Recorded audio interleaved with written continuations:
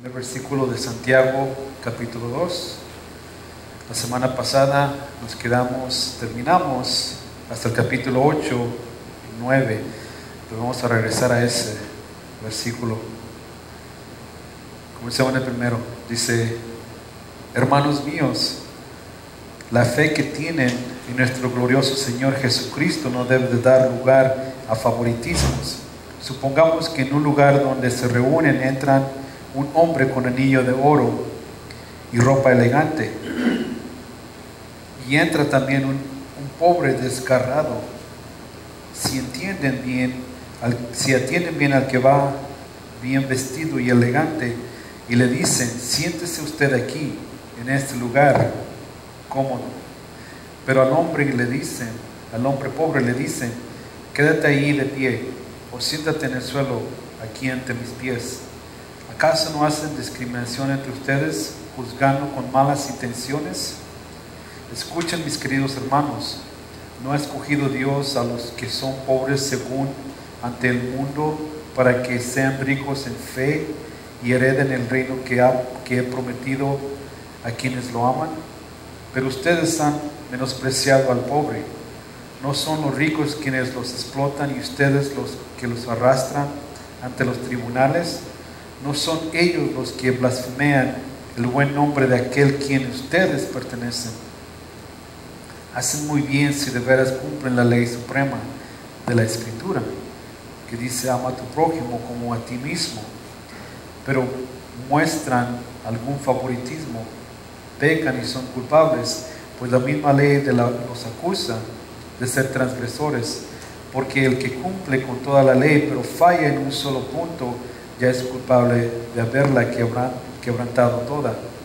Pues el que dijo: no cometas adulterio, también dijo: no mates.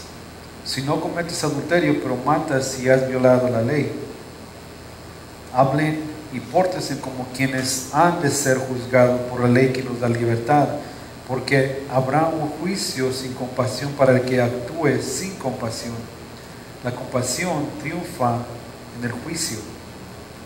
14. Hermanos míos, ¿de qué sirve a uno alegar que tiene fe si no tiene obras? ¿Acaso podrá salvarlo esa fe? Supongamos que un hermano o hermana no tiene con qué vestirse y carece del alimento diario, y uno de ustedes les dice que les vaya bien, abríguense y coman hasta saciarse, pero no les da lo necesario para el cuerpo. ¿De qué servirá eso? Así también la fe por sí sola no tiene obras, está muerta. Si no tiene obras, está muerta. Sin embargo, alguien dirá: tú tienes fe y yo tengo obras. Pues bien, muéstrame tu fe sin obras, yo te mostraré la fe por mis obras. ¿Tú crees que hay un solo Dios? Magnífico. También los demonios lo creen y tiemblan. Qué tonto eres. ¿Quieres convencerte de que la fe sin obras es estéril? ¿No fue declarado justo nuestro padre Abraham por lo que hizo cuando ofreció sobre el altar a su hijo Isaac? Ya lo ves, su fe y sus obras actuaban conjuntamente, y su fe llegó a la perfección por las obras que hizo. Así se cumplió la escritura que dice: le creyó Abraham a Dios, y esto se lo tomó en cuenta como justicia, y fue llamado amigo de Dios. Como pueden ver, a una persona se le declara justa por las obras y no solo por la fe. De igual manera, no fue declarada justa por las obras a una prostituta Rahab cuando hospedó a los espías y les ayudó a huir por otro camino. Pues como el cuerpo sin espíritu está muerto, es así también la fe sin obras está muerta.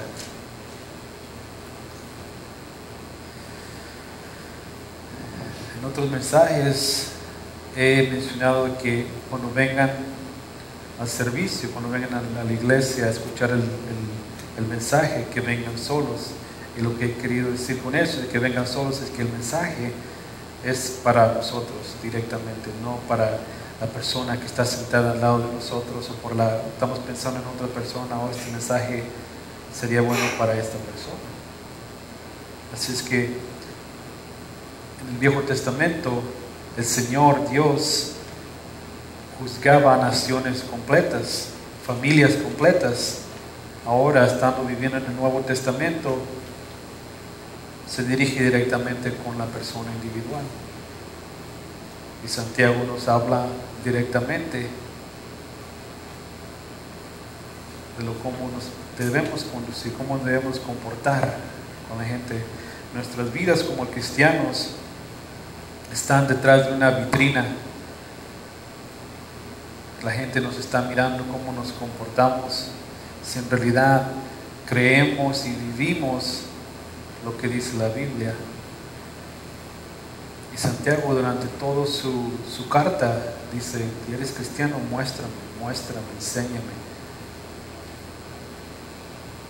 Y es muy directo. El pastor Dion Moody, que desde una iglesia de Chicago, había dicho una vez que las Biblias deben estar envueltas con piel de zapatos, porque la Biblia debe estar dentro de nosotros, y cuando caminemos debemos llevar la Biblia por dentro de nosotros. Así es que también Santiago nos dice: dices que eres cristiano, pues muéstrame. Versículo 8 dice: hacen muy bien si de veras cumple la ley suprema de la Escritura. Ama a tu prójimo como a ti mismo. Aquí Santiago está apuntando al Viejo Testamento en Levítico 19:18. Ama a tu prójimo como a ti mismo. Pero ¿quién es tu prójimo? ¿Quién es el prójimo de nosotros? También Cristo nuestro Señor la usó en Lucas 10:20 cuando estaba hablando del samaritano bueno. Nuestro prójimo, nuestro vecino, no necesariamente tiene que ser un vecino de al lado de la casa. Nuestro prójimo, como parejas, principalmente nuestro prójimo es nuestro esposo, nuestra esposa, nuestros hermanos o hermanas, que son los prójimos inmediatamente. Dice: ámalos como te amas a ti mismo, porque nosotros, dice también la palabra, dice que nosotros nos amamos y no descuidamos de nuestro cuerpo. Así que no vamos a descuidarnos. Y nuestro prójimo principal, siendo nuestra esposa, debemos de cuidar de ellos. Siempre.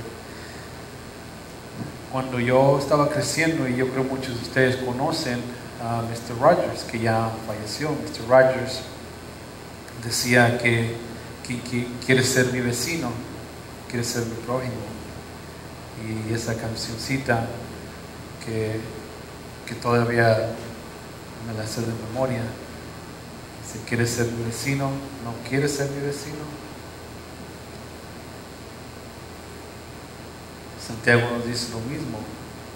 No necesariamente tienes que ser un vecino enseguida de tu hogar, sino tu prójimo. ¿Quién es tu prójimo? Y no con quién es tu vecino, sino con quién tú puedes ser un vecino, a quién le puedes ayudar. Tú mismo, siendo un samaritano, ¿a quién puedes hacerle un bien? Versículo 9 dice: pero si muestran algún favoritismo, pecan y son culpables, pues la misma ley los acusa de ser transgresores. La misma ley es perfecta. En otro estudio que cubrimos ya, cuando mirábamos que la Biblia es como un espejo que nos enseña la reflexión, lo que está dentro de nosotros. Y esa ley perfecta, que es la ley, la palabra, nos muestra en realidad lo que está dentro de nosotros, lo que sobreabunda en nuestro corazón, porque lo que sobreabunda en nuestro corazón, la boca habla.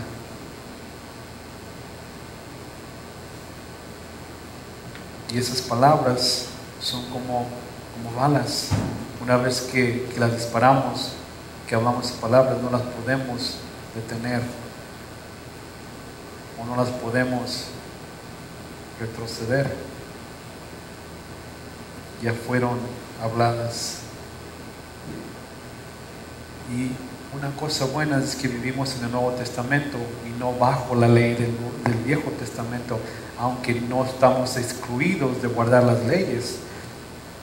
Pero, y Cristo vino a decir esto, yo vine a cumplir la ley, no a tumbar la ley.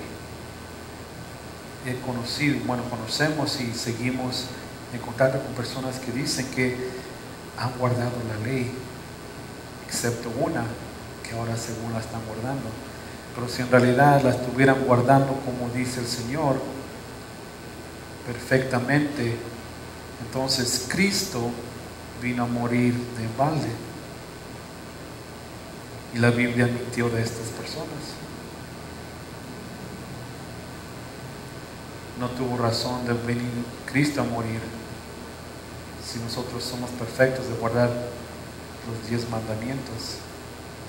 Porque en realidad el guardar los 10 mandamientos apunta de nuevo a lo que está en realidad en el corazón.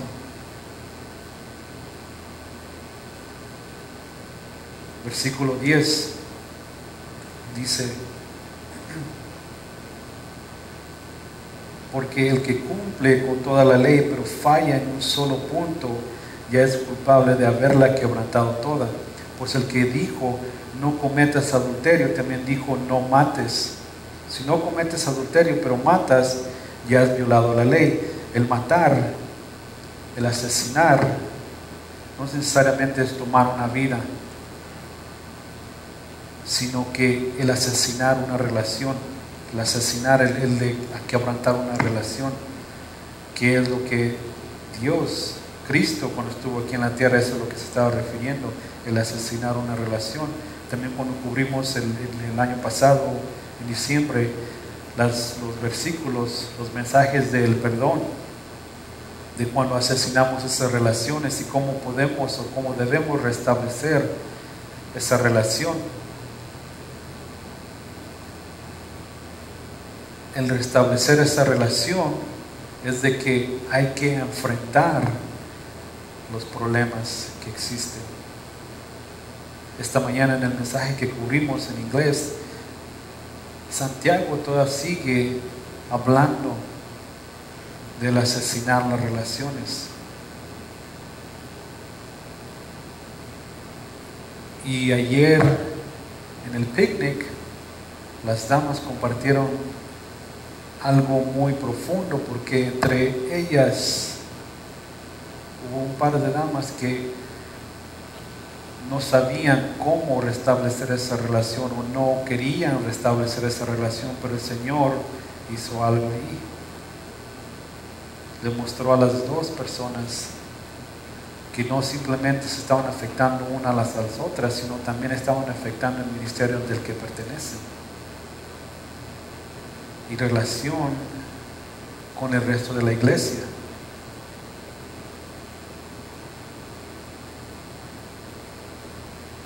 Y no sabían cómo restablecer esa relación. Si no sabemos cómo restablecer esa relación y seguimos simplemente barriendo el problema abajo del tapete y volvemos a barrer ese otro problema abajo del tapete, después ese tapete va a estar como montaña. Hay un dicho que dice que si ignoramos el elefante en el cuarto, nunca se va a ir. Ese elefante quiere decir que esos son problemas. Mientras está en paz, lo ignoramos, no hay problemas. Pero en cuanto el elefante se empieza a desesperar, se empieza a mover, empieza a destruir.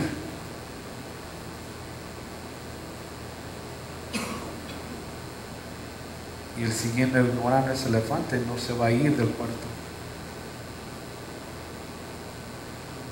Podemos decir, bueno, pues yo me estoy comportando bien, yo no tengo problema, yo soy una buena persona. La Biblia dice en Eclesiastes 7:20 que no hay en el mundo, en esta tierra, uno justo que nunca peca. Si es que en Éxodo 20:14 el cometer adulterio apunta otra vez a lo del corazón. Mateo 5:27 habla de la lujuria, el adulterio. El cometer adulterio no ocurre simplemente físicamente, sino que empieza en el corazón. El odiar a una persona también comienza en el corazón. El asesinar a una relación comienza en el corazón, porque ese odio es el mismo significado del asesinar, que es lo que usa Dios en el Viejo Testamento y Cristo en el Nuevo Testamento. Vayan conmigo al libro de Mateo, el versículo 23, el capítulo 23. Mateo 23, comenzando en el primer versículo.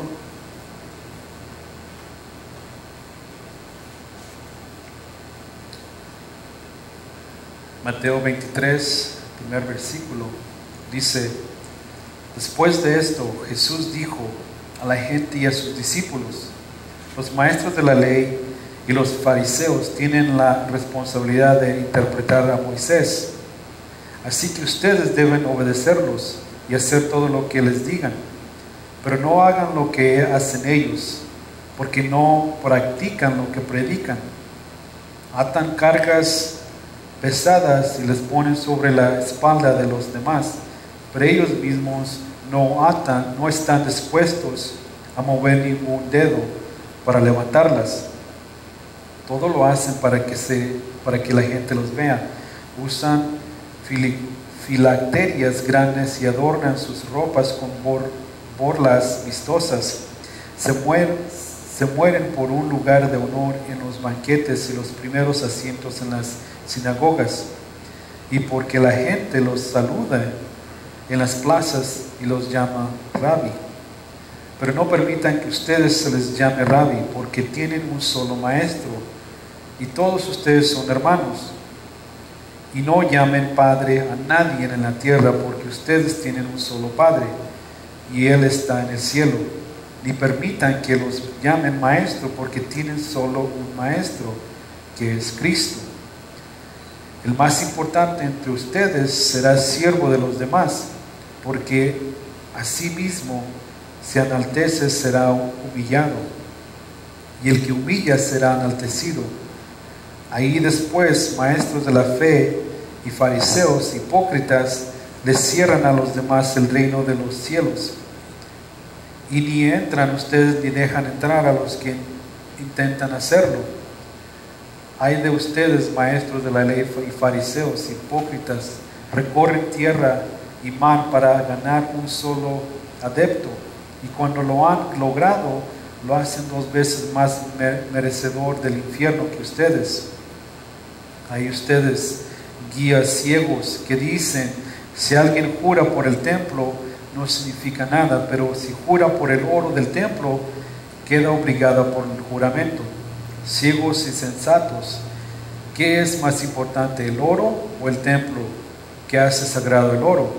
También dicen ustedes: si alguien jura por el altar, no significa nada, pero si jura por la ofrenda que está sobre él, queda obligado por su juramento. Ciegos, ¿qué es más importante, la ofrenda o el altar que hace sagrada la ofrenda?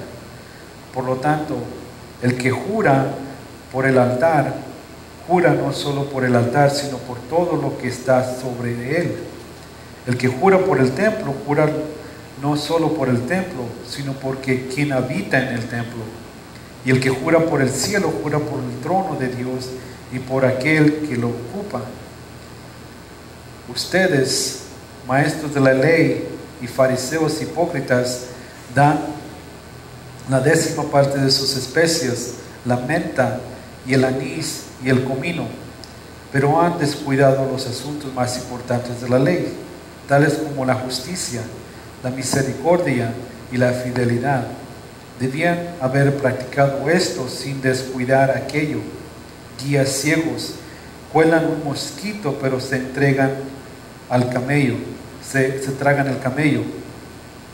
Hay de ustedes, maestros de la ley, fariseos hipócritas, limpian el exterior del vaso y del plato, pero no por dentro.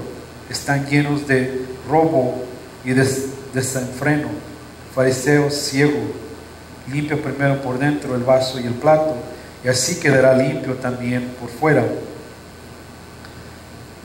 Y lo sigue el resto del capítulo, lo sigue diciendo: hipócritas, hipócritas. Les dice: ustedes predican la palabra, predican saber la palabra, y hacen que la gente hagan lo que diga la palabra, pero ustedes mismos no las pueden cumplir. Los cargan, pero no levantan un dedo para ayudarles. Atraviesan el mundo para convertir a uno y no lo hacen, los hacen mucho más peor que ustedes.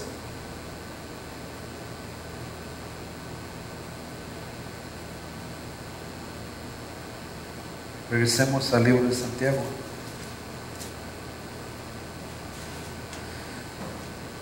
Versículo 12. Dice: hablen y pórtense como quienes han de ser juzgados por la ley que nos da libertad.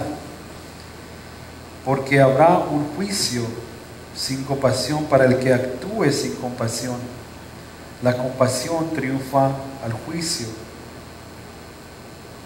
Santiago regresa otra vez al primer capítulo, versículo 25. La ley perfecta que nos da libertad. Donde quiera que vivimos, en cualquier pueblo o ciudad o estado, hay leyes, y esas leyes deben ser cumplidas. Y si las quebramos, obvio que nos dan una multa, nos meten a la cárcel, dependiendo qué tan severa. Y también obvio que tenemos que cumplir con las consecuencias. El pecado no simplemente afecta a la persona inmediatamente, o uno mismo, o a su pareja, sino que ese pecado se desparrama y infecta a las demás personas.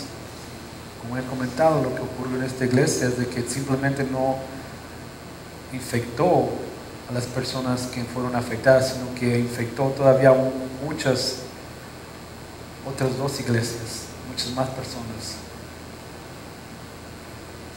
Porque las palabras que se dijeron, las palabras que se soltaron como balas, ya no se pudieron retroceder. Todo lo que estaba dentro de su corazón venía de puro odio.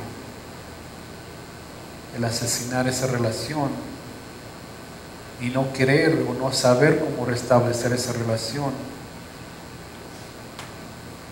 están teniendo que atender las consecuencias ahora.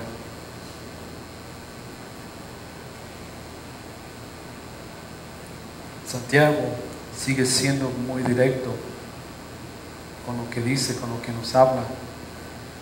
Y hay veces que Santiago, lo que vamos a ver en el resto del libro, parece como si estuviera enojado, desesperado, angustiado de tanto problema que existe dentro de la iglesia. Porque Santiago fue criado bajo la ley judía y con creencias judías. Y él mirando que nosotros cristianos vivimos con odio. Ha habido gente que han dicho que este libro de Santiago no debe de existir en la Biblia, porque la Biblia tiene que ser de amor y que no coincide con el resto de la Biblia, pero en realidad sí coincide, porque cuando él y Pablo se reunieron, hablaron de la gracia sublime y también los hechos que debemos de hacer, cómo debemos de actuar.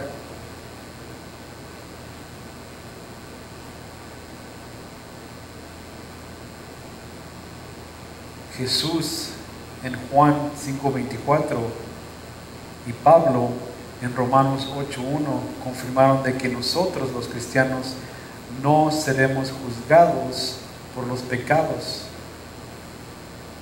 Eso ya fue pagado en la cruz. pero seremos juzgados por nuestras acciones, nuestros trabajos, nuestras obras, para ver qué recompensa vamos a recibir.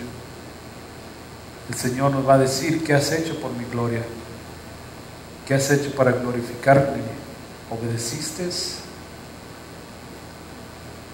Ante Dios no tenemos opciones, pero tenemos la libertad de desobedecer. Él no nos da opciones, pero sí somos libres de escoger la desobediencia. Así es que Santiago dice: hablen como quien van a ser juzgados por la ley que da libertad. Así como hablas, enséñamelo.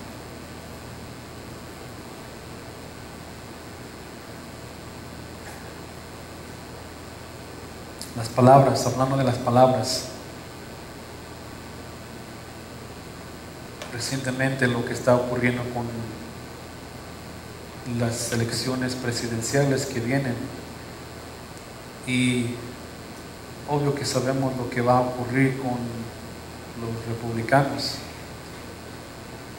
con Donald Trump, que es el que va al frente, y él habla muy vulgar, muy directo, y en varias ocasiones ha dicho que es cristiano, que cree en Dios, pero nunca ha pedido perdón. Él mismo dijo que nunca ha pedido perdón, nunca le ha pedido perdón a Dios. Entonces quiere decir que él está diciendo que es cristiano, pero no demuestra que es cristiano simplemente de palabra. Eso no es lo que es ser un cristiano.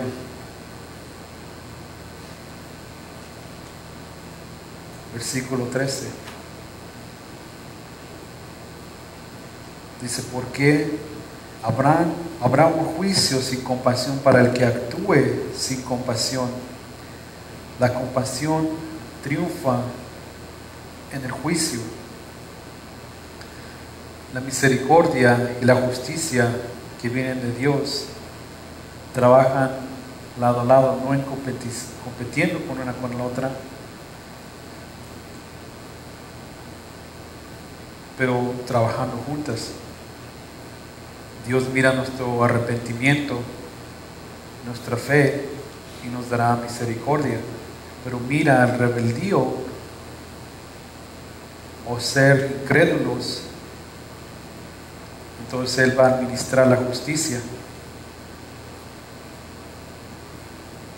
En la parábola de Mateo 18, versículo 21 al 35, del el siervo despiadado que no tiene compasión de su prójimo, porque le fue perdonado una multa que tenía mucho grande, y cuando alguien que le debía mucho menos no tuvo compasión, después su justicia vino tras de él, porque no tuvo compasión. Cristo nos da la misericordia y tiene compasión con nosotros, aún así siendo pecadores, aún así siendo desobedientes, ya sea en cuanto vengamos ante Él pidiendo perdón. Como no vivimos bajo la ley del Viejo Testamento, eso no quiere decir que tenemos una licencia de hacer lo que queramos hacer, cuando queramos hacer, porque sabemos que vivimos bajo la gracia sublime. No quiere decir que voy y salgo a pecar porque sé que Dios me va a perdonar, porque Dios también nos va a juzgar después por la desobediencia. Perderemos recompensas. La ley perfecta vive dentro de nuestro corazón.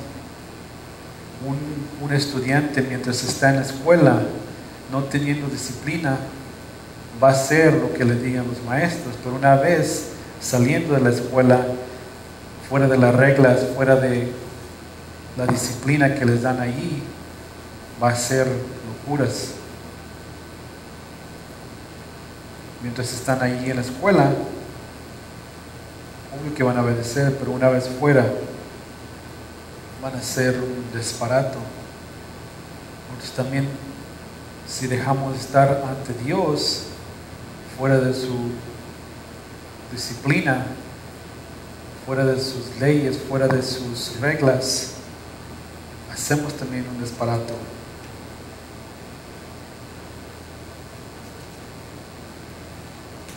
La ley no es para restringirnos, sino para mantenernos en una distancia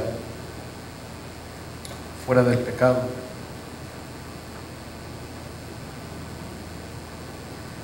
Vayamos al libro de Hechos, el capítulo 15.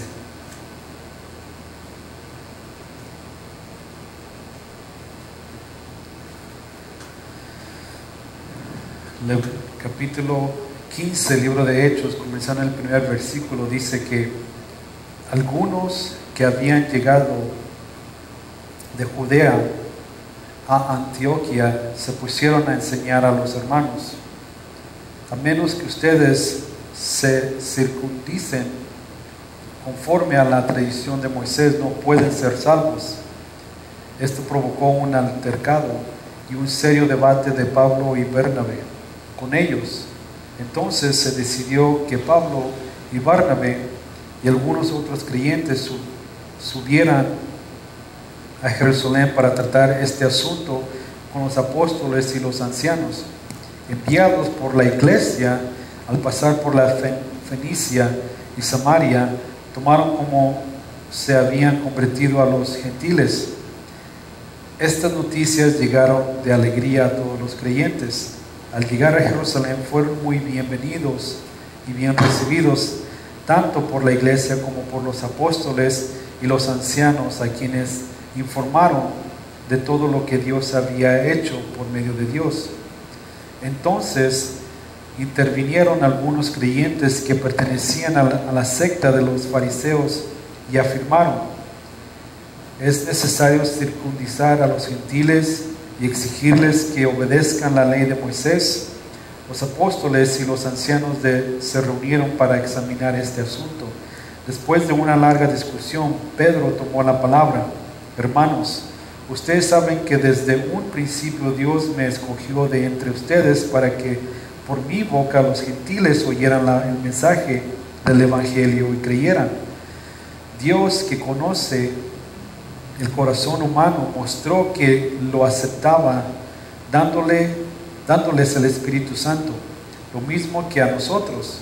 Sin hacer distinción alguna entre nosotros y ellos, purificó sus corazones por fe. Entonces, porque tratan ahora de provocar a Dios, poniendo sobre el cuello de esos discípulos un yugo que ni nosotros ni nosotros antepasados hemos podido soportar. No puede ser, más bien como ellos creemos que somos salvos por la gracia de nuestro Señor Jesús. Toda la asamblea guardó silencio para escuchar a Bernabé y a Pablo, que les contaron las señales y pródigos de Dios había hecho por medio de ellos entre los gentiles. Cuando terminaron, Jacobo tomó la palabra y dijo: hermanos, escúchenme. Simón nos ha expuesto como Dios desde el principio tuvo a bien escoger de entre los gentiles un pueblo para honrar de su nombre. Con esto concuerdan las palabras de los profetas, tal como está escrito: después de esto volveré y reedificaré la choza caída de David, reedificaré las ruinas y la restauraré, para que busque el Señor el resto de la humanidad, todas las naciones que llevan mi nombre. Así dice el Señor, que hace estas cosas conocidas desde el tiempo antiguo. Por lo tanto, yo considero que debemos dejar de ponerles trabas a los gentiles que convierten a Dios. Más bien debemos escribirles que se abstengan de lo contaminado por los ídolos, de la inmoralidad sexual, de la carne de animales a estrangulados y de sangre. En efecto, desde tiempos antiguos Moisés siempre ha tenido en cada ciudad quien lo predique y lo lea en las sinagogas de los sábados. Así es que hubo desacuerdos, habían desacuerdos del de vivir lo que dice el Viejo Testamento bajo las leyes, y hubo que había desacuerdos después de que Cristo vino y dijo: no vivimos bajo la ley, tenemos la libertad.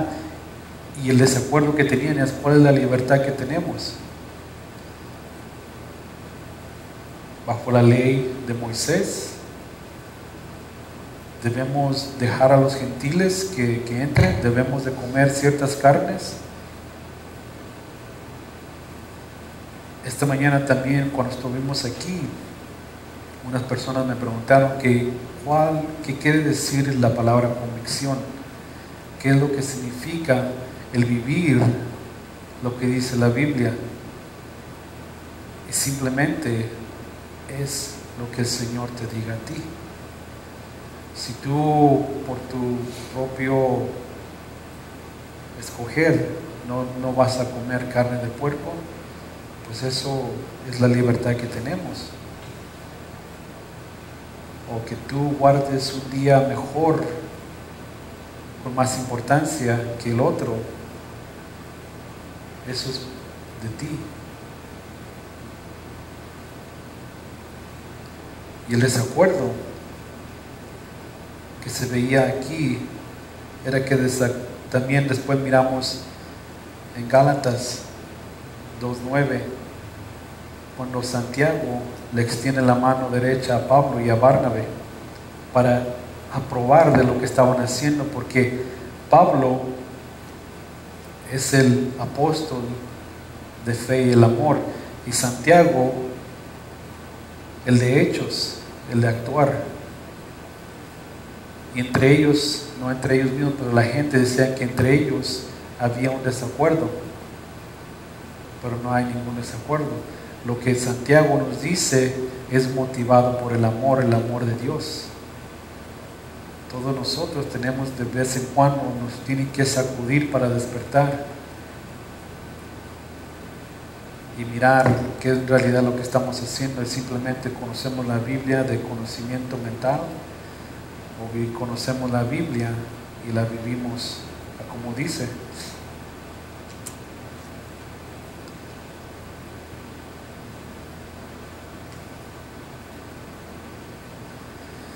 Versículo 14, y con esto vamos a cerrar.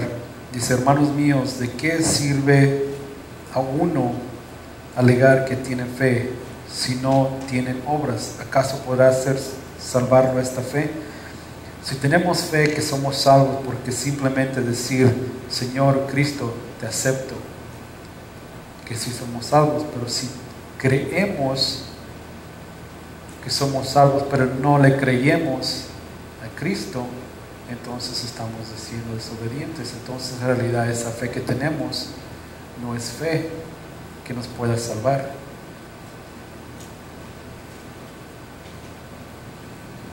Para la siguiente semana veremos en el libro de Hebreos 11 que habla de toda esta gente del Viejo Testamento, todo lo que hicieron por fe, la fe que ellos tenían que los iba a salvar, esa fe que aún no conocían porque no conocían el Nuevo Testamento,